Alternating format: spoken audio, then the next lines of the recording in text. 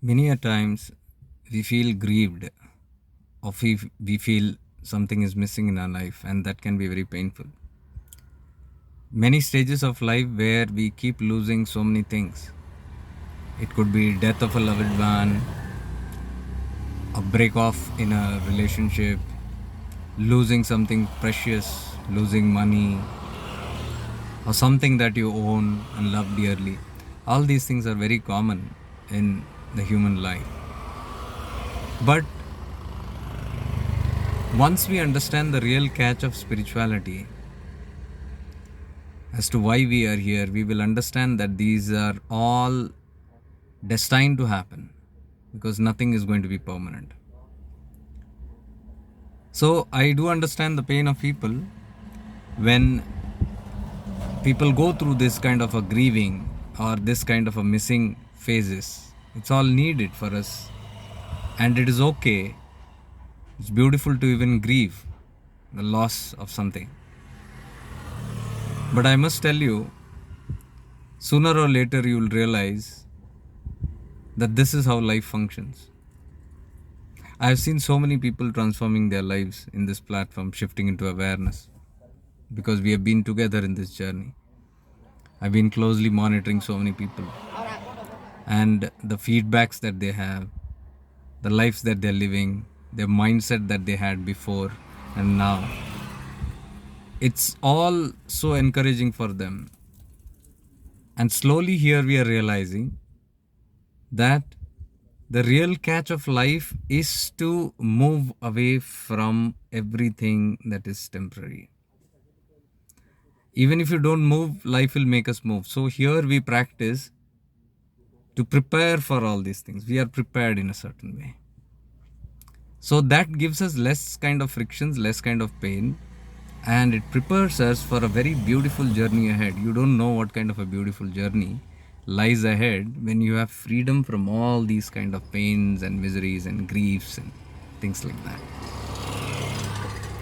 I understand now somebody might be grieving or now somebody might be missing certain things, but at a certain point of your life with these kind of practices, you start getting liberated from all these so-called attachments, because please understand, all this pain and suffering comes only where there is attachment. What is pain and suffering in simple words is you catch on something and that moves away from you, because the very prakriti, the nature of things in this whole planet, including this body, is to go. It has to all leave. So the illusion, what we call Maya here, is this thing that whatever we hold on to is going to stay forever with us. Somehow in the background we know it might go, but somehow we are not ready to look at it directly. We might even feel, okay, till it is there, let me enjoy. But the thing is, till it is there, you get so obsessed with it. You get so deeply attached with it that the misery is unbearable. And more than that, the greatest misery is the fear of loss. Whatever you hold on to, you will see people are already suffering every single day, because somehow subconsciously they know it has to go. They might not consciously think about it because they fear. That is one fear. Another fear is somehow they know they are going to lose it. So there is a constant anxiety, underlying anxiety, that is like a substratum in all of us. So when we understand the truth of life, we get free from all these things. Eventually it happens, gradually it happens. I can assure you it will happen. I've been through my own journey. I know how and when it happens. And if you do what, it happens. But it will not happen with simply closing your eyes and meditating or doing this practice or that practice, because all these so-called practices and rituals, look at it very carefully, it is all to obtain something from this world that is fleeting away. And I told you, there is where your pain lies. So in other words, you can say we are doing all the kind of spiritual practices to gain something that we are going to lose. So even when you gain, or before gaining also, there is this underlying anxiety, because you know what comes also will go. But the thrill is so much, the enthusiasm is so much, you might not give it a deep thought at that time. So there is a price to pay for that. The whole life goes in a sort of miserable condition. So if you seek to be free from this kind of a mental dilemma, this kind of bondage that you are all the time enslaved with, then there are certain practices, then there are certain truths that must be, you must have the courage to go through it. And there will be courage through these practices, because these practices will slowly give you that courage. And it is like you are in the world, but as long as you are in the world and as long as the world is with you, you gain momentum and you get a very good grip on life. And you will experiment and you will experience it during your living only, how to be free. We are not talking after the pain happens, how to be free. That is another kind of remedy that many practices offer, but that's not going to help you. Many of us come into spirituality because we want to get through, or we want to fill up that gap of what we are missing. And in that hurry, if you are not aware, you will only hold up things to replace it. Sometimes even spirituality is taken as a replacement for your pain and suffering. That is why people sooner or later again suffer, because that spirituality also will not come in your hand. Be it the practices, be it anything, be it a scripture, be it a master, be it a guru also. You cannot hold on to these things. They will eventually pass away from you. So the greatest misery is when I see people, to fill up their gaps, they hold on to spirituality, or maybe even their guru, or even their practices, their tools, or God, or the rituals. They are all fill up. Sooner, like for example, if you say ritual gives me satisfaction, yeah, momentary, it might fill up that gap. So by doing some kind of rituals every single day, you might feel good, you might feel that God is helping you, might all that thing you might feel. But somehow one day it will fade away. Check it out. You can check it out with your own life, what has happened. After a certain state, these things will change away, because this is the mind's tendency to catch something that is new and exciting and beneficial and go on with it, and sooner or later it gets fed up with those things also. Maybe because the desire is fulfilled, or sometimes it is taking too long and nothing is happening. Somehow the practices lose its grip. That can be another pain, because these practices, these rituals, these connections, this obsession with God, Guru, temples, places, objects, was as a replacement for that fear which you are trying to fill up. This is very subconscious. And that can be very painful in spiritual, because there you're trying to cover up something, and then you realize that there is more deeper pain here. That is how people suffer more in that. So I've seen through all this closely. So that is why in the preparation processes, we take care of everything, all these things, right from the start. So there is simply no assurance given this will happen, that will happen. There is no fulfillment. This will fulfill your life. This will replace your life. There is no things called fulfill your desires here. Fulfill, because desires are the biggest problem. Read Chidakasha Gita. We are doing it. If you are interested, go through the course. Powerful sessions.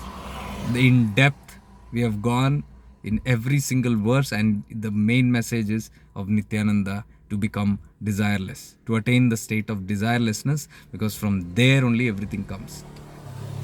So these desires are hidden causes of those replacement. Whenever you want to replace something, it is a desire to go and get something. That is why Bhagavan Nityananda says, Your primary guru is your Viveka, first guru. The one who initiates you from outside is your secondary guru. And he says the secondary guru cannot be the guru to this inner primary guru. What does it mean? Primary guru is your Viveka. If you are desireless, you don't need to look outside. This guru will take care of you. But if there are desires, in fact, he even stresses that even the outside guru comes because of your desire. You have a desire for something, you have a desire even for a guru, and most of the time, the desire for an outer guru is to give you something. The desire for a, check it out. While I'm talking, just become aware and see. Don't just brush it out. Oh, this guy is talking something. Check it out. Even you came to spirituality, you hunted a guru because there were desires for something, that gaps, those fulfillments that you needed. And that is why we take the guru. So if those things are not there, actually, Bhagavan Nityananda in Chidakasha says, there is no need to go outwardly for anything. But most of us are outward, so definitely we need an outer master. And that's fine. It's not that you shouldn't need at all. I'm telling about the maturity of the stages in spirituality. So even if you have an outer, that outer will lead you to the primary guru again, as Nityananda says, primary and secondary. And then that is your Viveka. And Viveka is awareness, what we are talking about. So that is why you can see Ramana also says, the God, Guru and Self are all the same. So these are very higher stages, okay? These are very mature stages in spirituality. We must not, I will not advise anybody to jump. If you need an external guide, go with it. But you must have this wisdom so that when time comes, you will know that you are safe. That is not the end of the world. Because anything outside you catch will go. So that also will happen. The outside also will go, and that pain will be again excruciating. But that pain will point you inside. It happened with me. So there is nothing physical that you can hold on outside. It's all in your consciousness. Including your family members, loved ones, all the things you possess, everything is that way. Eventually it will go. So having this root and then practicing and then becoming neutral towards this is what we are dealing in, shifting into awareness. That stage of awareness which we have, there this leads, where does this lead? This leads to a state of Jivan Mukta. Means while living only you are free. That is what is explained in Yoga Vashishta as taught to Ram by Vashishta Maha Muni. So once you come to that state, it's very easy. And these levels are little step up processes. When you are done with your outer cravings, then you slowly start moving inside. And when you move inside, there is a huge kingdom waiting to welcome you. Huge wisdom is so assuring. And that wisdom, the jnana, the uttam jnana, the param jnana, the ultimate truth, when it is revealed, those who are not in that stage might get jerky and they might feel very scared. So it is not advice for them. But the people who have transitioned, they will see, they will get the grip, they will get the courage, they will get the inspiration, and they will get the balance of life. And they will know that tattva is always with you. Whether the external bodies or things or objects or places are not with you, but there is a certain consciousness that is always with you. So that is what is going to be permanent. Rest everything will go. This is the only thing that is permanent. So do we catch that which is permanent or temporary?